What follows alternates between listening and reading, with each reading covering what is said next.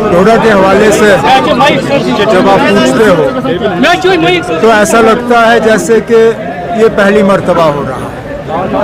हकीकत ये है कि पिछले 1 साल से लगातार हमलों का एक सिलसिला जम्मू में शुरू हो चुका है और शायद ही कोई इलाका जम्मू का जो है अब मिलिटेंसी से आज़ाद है।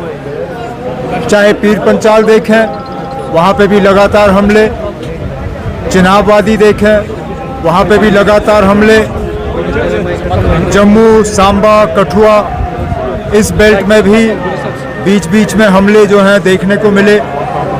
और पिछले 1 साल में अगर हमारी इत्तला सही है तो 55 हमारे जो बहादुर सैनिक और सिक्योरिटी फोर्सेस के जो अफसर और जवान हैं वो मारे गए हैं। इन हालात में हम मजबूर होते हैं पूछने पे कि आखिरकार हुकूमत कर क्या रही है। उन्होंने दावे तो बहुत किए, हर बार जब हमला होता है तो कहते हैं कि militancy is on it's last legs, ये मिलिटेंसी का खात्मा होते हुए हमें नज़र आ रहा है, लेकिन हमें नज़र नहीं आता। इन्हें कैसे नज़र आता समझ में नहीं आ रहा। लगातार ये जो किलिंग्स का सिलसिला रहा है और इसके लिए अभी तक हुकूमत में किसी ने ये नहीं कहा कि इसको रोकने के लिए क्या इकदाम उठाए जाएंगे। हम उम्मीद करते हैं कि हालात को देखते हुए उन पे काबू लाने के लिए कुछ सही कदम जो हैं उठाए जाने चाहिए और किसी न किसी की तो जिम्मेदारी इसमें ठहरानी होगी। सिक्योरिटी सिचुएशन को कंट्रोल में रखने की जिम्मेदारी किसकी है? उनको अपनी जिम्मेदारी संभालनी होगी। मैं कम्युनल लाइंस की बात नहीं करूँगा। हाँ, ये सही है कि डीजी साहब ने सियासत में कदम रखे और एक सियासी तकरीर की।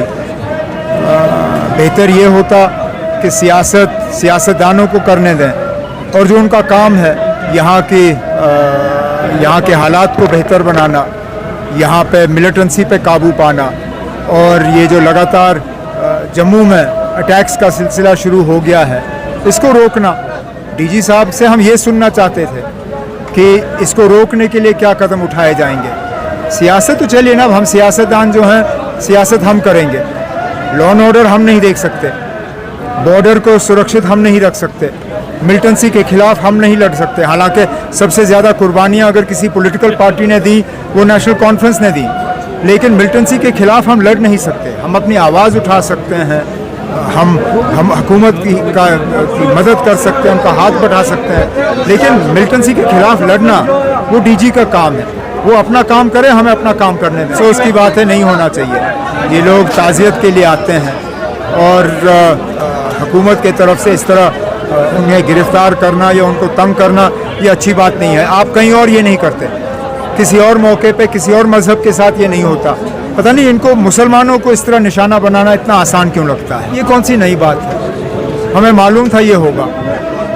और यूटी में यही खतरा है कि पावर जो है वो लोगों के पास नहीं रहता, लेकिन ये कम वक्त की बात है। वज़ीर आज़म, होम मिनिस्टर सबों ने कहा है कि इलेक्शन के बाद जल्द से जल्द जम्मू कश्मीर को रियासत का दर्जा जो है वो वापस दिया जाएगा।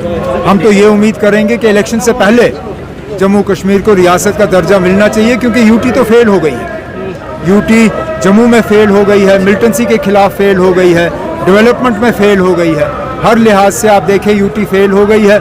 तो बेहतर यही होगा कि जम्मू कश्मीर को रियासत का दर्जा देके इलेक्शन करा के यहाँ लोगों के हाथ में हुकूमत वापस दी जाए। चलो, शुक्रिया।